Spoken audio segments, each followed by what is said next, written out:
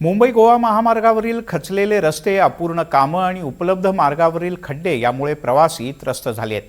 गेली अनेक वर्ष या मार्गाचं काम सुरू आहे, मात्र अजूनही हा प्रकल्प काही 100% मार्गी लागलेला नाही। रायगड, रत्नागिरी या दोन्ही जिल्ह्यात ज्या ठिकाणी कामं पूर्ण झाली आहेत ती निकृष्ट दर्जाची आहेत आणि त्यात त्रुटी निर्माण झाली आहेत असाही आरोप होतो।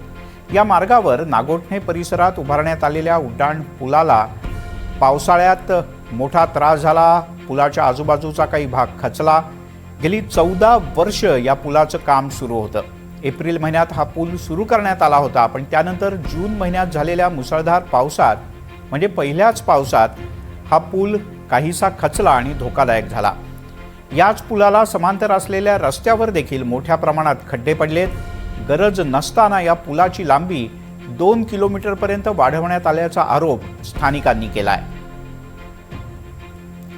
या संदर्भातला सविस्तर आढावा घेतलाय आमचे प्रतिनिधी अक्षय कुडकेलवार यांनी।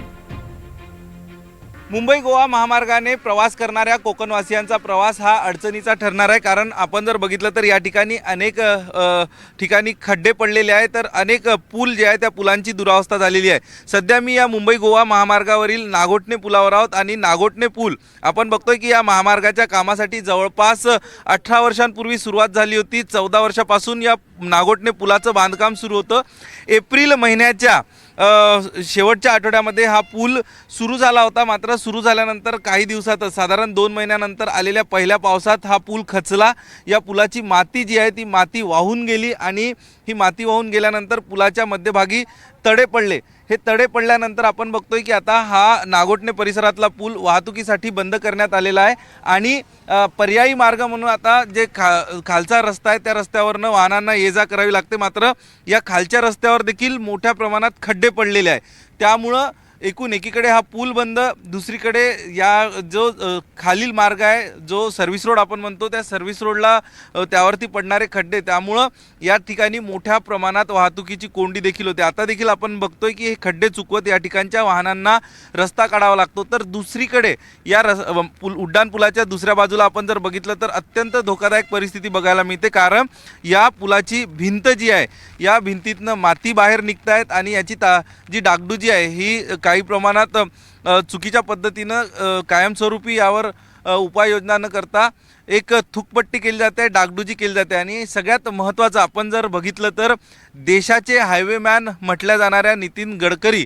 ह्यांची देखील संकल्पना हीच होती की मुंबई गोवा महामार्ग हा अत्यंत वेगवान व्हावा। मात्र असं असताना देखील नेमकं काय अडसर ठरतो आणि कुठल्या प्रकारचे कंत्राट दिले की 14 वर्ष या पुलाच्या बांधकामाला लागून देखील या सगळ्यामध्ये आपण बघतोय की नितीन गडकरी सारख्या व्यक्तींना देखील चांगला उड्डाणपूल किंवा चांगला रस्ता या ठिकाणी बांधून घेता येत नाही, कारण देशात हायवेमॅन म्हणून नितीन गडकरींची ओळख आहे।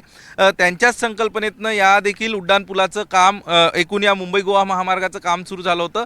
मात्र हे सगळं असताना या ठिकाणी ठिकठिकाणी रस्त्याला तडे जाणं, अशा पद्धतीनं हा पूल धोकादायक होणं आणि जर या पुलाचं बांधकाम हे नीट झालं नाही, याची जी डागडुजी करण्यात येत आहे ही तात्पुरती डागडुजी न होता कायमस्वरूपी ही डागडुजी झाली नाही तर गणेशोत्सव तोंडावर आहे। आणि अशा पद्धतीने अशा परिस्थितीमध्ये जर गणेशोत्सवात देखील हा उड्डाणपूल बंद असला तर या ठिकाणी मोठी वाहतुकीची कोंडी होऊ शकते आणि साधारण 30 ते 40 किलोमीटरपर्यंतच्या लांब रांगा या ठिकाणी वाहतूक कोंडीमध्ये आम्ही बघितलेल्या आहे, यापूर्वीचा अनुभव आहे। त्यामुळं यावेळी जर हा पूल दुरुस्त झाला नाही, योग्य पद्धतीने कायमस्वरूपी दुरुस्ती झाली नाही तर पर्यायी मार्गाचा वापर करावा लागेल, ज्यामुळे वाहतुकीची कोंडी होईल आणि बाप्पांचा कोकणात प्रवास हा जो आहे हा निर्विघ्न न होता विघ्न पद्धतीने होईल। चाकरमान्यांचा, कोकणवासियांचा प्रवास हा निर्विघ्न असणार नाही। आणि दुसरीकडे हा पुलाची जर तात्पुरती डागडुजी केली तर येत्या काळात मोठी दुर्घटना होण्याची शक्यता देखील नाकारता येत नाही।